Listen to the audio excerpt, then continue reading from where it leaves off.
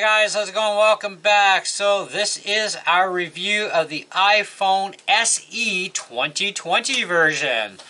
So I've had this thing for almost 2 weeks. I've put it through 3 main battery cycles. So I charged it, I let it drain till it died, I charged it, went till it died, charged it, went till it died, charged it again the 4th time, and now the battery is set up and stable. It's very important to do this with all new devices that have batteries that are rechargeable. Otherwise, you're not going to get the maximum benefits out of your battery, that's for sure. Which means there's a lot of people on YouTube that have been talking about this phone that probably didn't do that. Which explains why a lot of complaints about poor battery life. Now, your first initial charges and drains, of course, are going to give you some poor battery life. That's obvious because you've got to set the battery up properly. But if you don't set it up properly, well, that's the way it goes. So you're bad. The other thing is, too, as part of that setup is when you do redline the battery, shut the phone off, let it sit for about a half an hour because the battery's still going to be warm because it's been running all day long, right? Because of what you've been doing on your phone. Let the battery cool off. Pop it on your charger. The phone will automatically turn on anyways because that's the nature of the beast. And then you can charge it until it's fully charged. Do not take it off the charger until it's fully charged. Alright? Which is another thing. So, even though it's a lithium-ion battery, a lot of people would make you try and believe that they don't hold a memory. Well, they actually can over time. I've proven this, and I've also taught people how to wipe that memory afterwards as well. And about, I'd say 9 out of 10 times it's very successful. But anyways, so we got an all-glass phone. It's basically a cross between an iPhone 6s and an iPhone 8, except it's better. It's got a faster chip. It's got the A13 Bionic chip in it. It's got about 3 gigs of RAM in it from what I understand. It does have a stereo speaker, not stereo speakers, but it does have 2 mics apparently down below. We have a 12 megapixel camera on the back, 7 on the front. The front camera does allow us to do 1080p at 30 frames per second max. On the back we can do a maximum of 4K video at 60 frames per second, which is pretty cool. Or 63 megapixels doing that panorama or whatever you call it, anyway, kind of video. Now, I'm not a hardcore gamer, so when it comes to video games on a phone, yes, all video games are going to drain your battery a certain percentage. The harder the core video game, the more 3D-ish stuff you're playing, the faster it's going to drain your battery. It ain't going to last the day in any phone. I don't care what phone it is, okay? If you're playing a lot of video games, it's going to do it. If you're doing a lot of video editing on your phone, which, yes, you can do it, even though it's kind of pointless in my world because, you know, iMovie is a great app, don't get me wrong, but it's best done on a real Mac computer, not on an iPad and not on one of these things, okay? iPads are more than capable, yes, okay, but it's still a very small screen unless you port it out to a big screen, then you're okay. But on a phone size, like seriously, well, if that's what you do, that's what you do. But iMovie is a resource hog, it's a processor hog, it's a battery hog. So, yeah, if you're going to do a lot of editing on here, sure, it's going to drain your battery. It's normal. If you're doing a lot of video watching, you get X amount of hours of video, X amount of hours of straight audio nonstop, blah, blah, blah. That does not include yakking on the phone, texting, Facebooking, checking your bank account, Netflixing, or any of that stuff. That's just doing that. Okay, Apple has their specs. For the full detailed specs on this phone, though, minus the thing that they left out about the amount of RAM on board, go to the Apple website. Just type in Google iPhone SE 2020 specs. That's it. That's how you do it. Boom, hit send, and Google will come up with the Apple.com website, which will give you all the full specs on this, except for how much actual RAM is in the sucker. And they don't talk a lot about the processor, so you may want to look up the specs of the processor separately, because they just tell you A13 Bionic processor, well, blah, blah, blah. That's about it. Okay. Apple used to be a lot more detailed, but For some reason, they're kind of skipping over stuff nowadays and just going, this is great, this is great, this is great. Oh, okay. This comes in red, white, or black. I have the black version. And of course, like I said, it's all glass, except for the metal frame around it. I chose black because the only other option with my cell phone carrier was white, and I'm not a red person, so there you go. So I got black. But I do have a tempered glass screen protector on this as well to protect the screen, which I highly recommend these things, and I highly recommend a decent case to protect that back glass with in case you drop it. Because yeah, otherwise it would suck. And expensive to fix too. The screen is wonderful on this thing. It's very responsive. I have no issues whatsoever. Now they did take out 3D touch and we have haptics now. Who cares? I don't.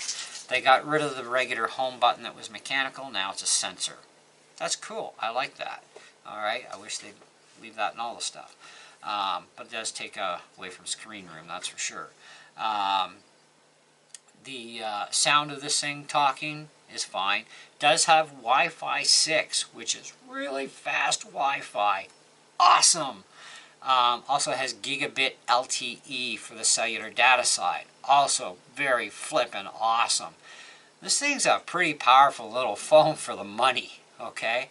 Now, as far as what am I getting for battery time? Okay, every day I'm watching at least a couple of videos. I'm definitely playing mostly, like I play my word games, but I mostly play the Sled Bandit game, which is a two-dimensional kind of sled game. You're actually going against a timer up and down hills and stuff. I haven't even made it past the first level. It's a really hard game.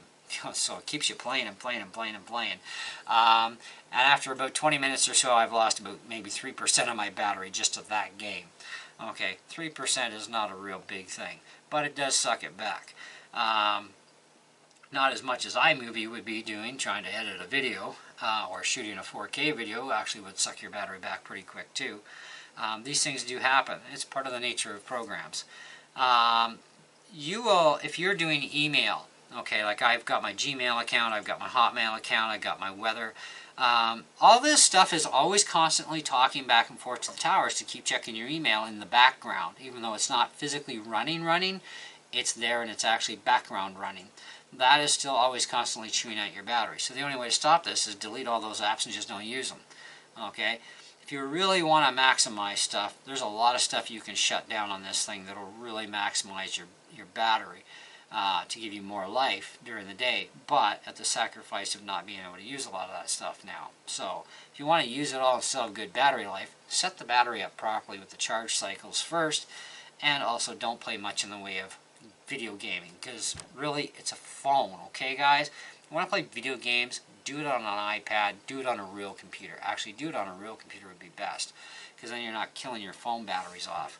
The other thing is people develop a lot of bad habits with their rechargeable devices. One of the biggest bad habits people do is they'll use their phone, they'll play a bunch of stuff, or they're cutting video, and all that. Oh man, my battery's getting low, slam it on the charger. The battery is hot. You charge a hot battery, you reduce its lifespan. Okay? So, you want to avoid that? Let the sucker cool off. Shut it off, let it cool for half an hour after you're done doing your intense junk on it, and then go through it on the charger. The phone will automatically turn back on as soon as you put it on the charger anyway. But at least the battery's cold, now you can charge it. Don't fast charge your battery. Don't use high amperage chargers. Okay, Apple says you can use like a 20 watt or higher. Go for something around 10 watt, okay? Who cares if it takes overnight to charge your phone? You're sleeping anyway, right? So, and turn on the optimized feature as well, so that it optimizes your battery life and it learns about your habits too at the same time. And your phone will still be charged to 100% come morning when you're ready to grab it again. So what's the big deal, right? And besides, do you want to replace your phone battery every 6 months to a year, or would you rather replace it once every 3 years? Or how about not replace it at all, because you're still the type of person that every 2 years you're buying a new phone anyway, and you're still going to have a severely healthy battery. The healthier your battery is when you go to sell your phone, the more money you can demand out of the phone for resale. Okay, also how current the phone is too, which makes a difference. So, anyhow, that's just a few tips for you. So I don't use high wattage, high amperage chargers. It's not that it's got a really super powerful battery in it, but at this time we cannot upgrade the batteries internally in these yet. Okay, there's no third-party batteries out yet for this thing, so until there is, we can't get higher capacity batteries.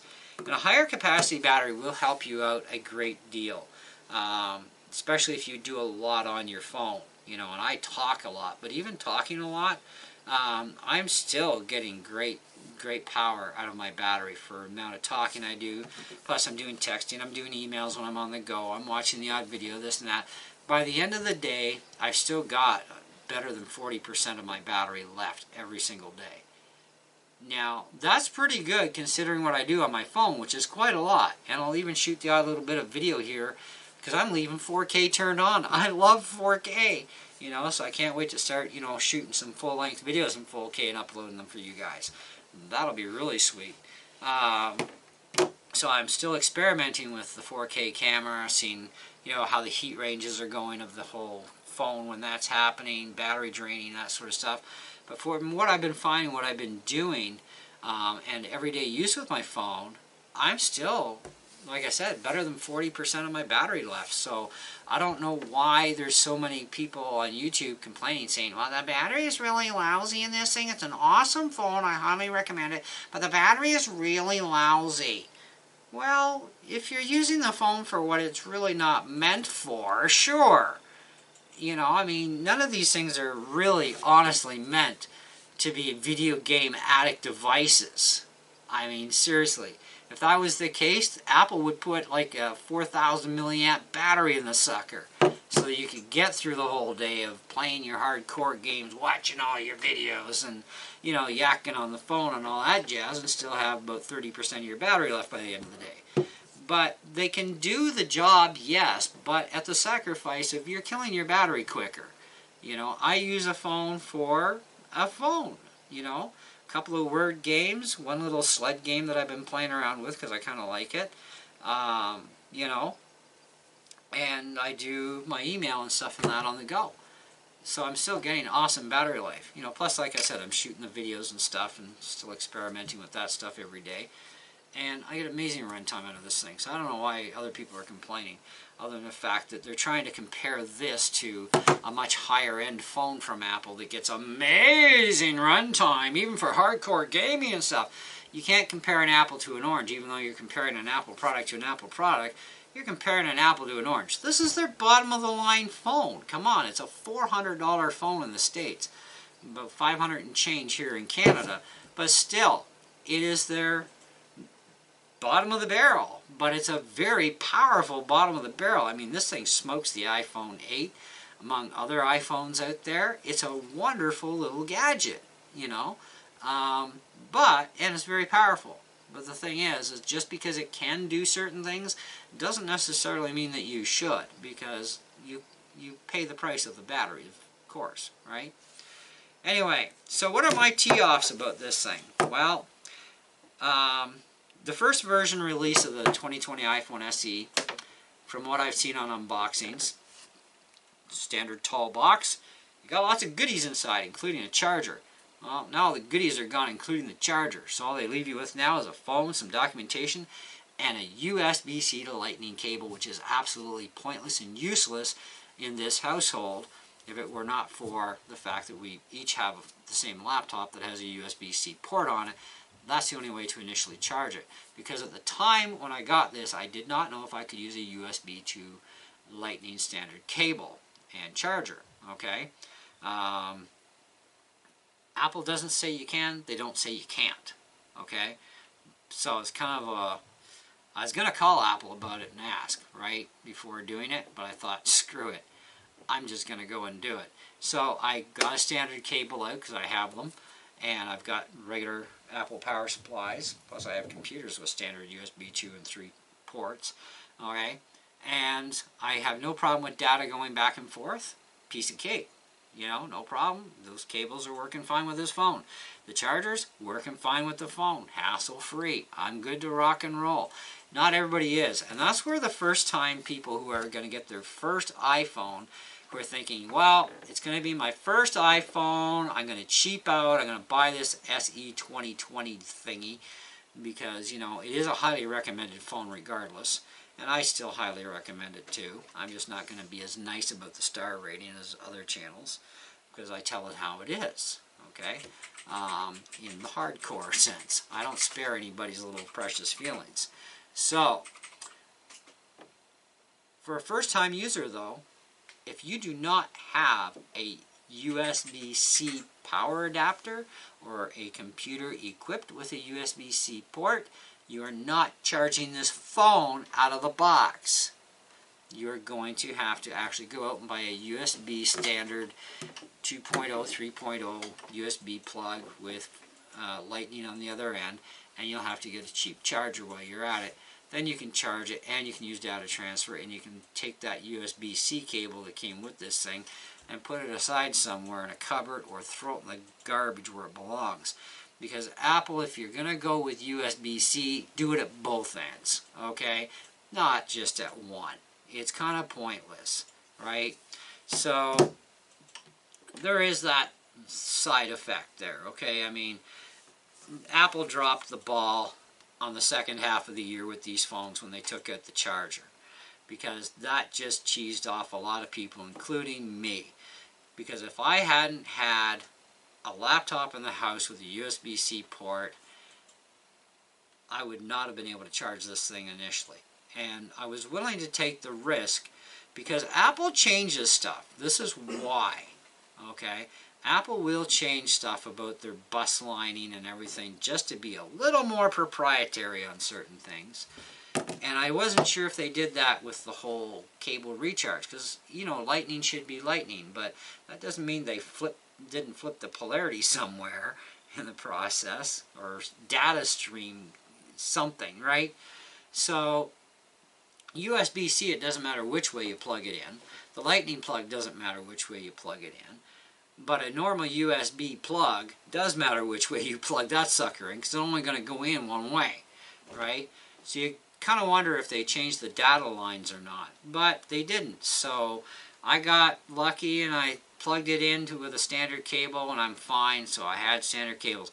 Go to your dollar store, buy a normal charger with a USB port, buy a USB to lightning cable from your dollar store, and then you're all set with this phone, okay? Unless you got a USB wall art somewhere in the house, or you happen to have a MacBook Air or a MacBook Pro with USB, well then you can just use the included cable and charge the phone until you can get your hands on the USB wall plug.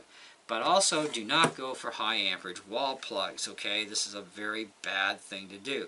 The faster you push juice into any battery, the more you shorten its lifespan, okay? And if you go too high of amperage in, you can actually set the little puppies on fire. So you don't want to drive too much amperage in at once. Alright, so the faster you charge it, the more you take your chances with destroying that battery or other things. Okay, so I would probably max out at a 20-watt charger if you're going to be a fast charger guy. But just remember that the faster you charge your phone, the more shortened the lifespan you're going to get, regardless what you do on your phone. Okay, I would use a lower wattage charger, you know, and just it'll charge overnight, you know. So no big deal. But it's your choice. Other than that, I find it's a great phone. I love the internet capabilities that are on this thing now. The 6 is great. The LTE gigabit is awesome. Everything is great about this phone. It's really good. I like it. Okay. I just wish they would have stuck with the retro part of the SE, because the thing really doesn't look anything different than an iPhone 8 or a 6S. It really doesn't. And they're using most of the same cases. The only difference in the cases for fit is going to be in the camera area. You know, but it's kind of like, why would they just call this what is so SE about this? Like, that's what I don't get, you know. Go back to retro Apple. Apple could have done the same size format, but made it that thicker kind of thing. Kind of like what they did with the iPad 4th gen. It uses the actual iPad Pro frame. Mind you, it's also considered to be the iPad Pro killer right now too, and rightly so. But, you know, they stayed retro on that stuff, which is cool, right? Why couldn't they do the SE over as a retro, you know, with the square aluminum frame, and that would have been so cool, and still had this same width. They could do it. They have the technology. I don't have any can't do it. They can do it. Or go back to the original actual SE size and the original SE chassis, and then put all this modern cool stuff in there, screen, the electronics, all that. They've got room to do it. They could do it, right? You know, they didn't do it, but they could have. And then it would be even more of a fantastic phone. Because a lot of us like some of the old retro stuff. I mean, come on, I still play tape cassettes, all right, and CDs, you know. And I am a bit of the MP3 generation, too. So, I kind of like that retro stuff even on phones. Once in a while, it'd be kind of nice. Because they did it with the iPhone 12. The iPhone 12 mini, it looks like an SE. Like a regular SE. It's like, that's cool. But they didn't do it for the actual SE? I don't know. Anyway, so 3 3/4 out of 5. That's where I sit at. Because A, it ain't perfect. B, there ain't no charger in here no more. That sucks. Okay? They have no documentation on their website that says or doesn't say whether or not you can use a standard Lightning, a standard USB. They don't say that either.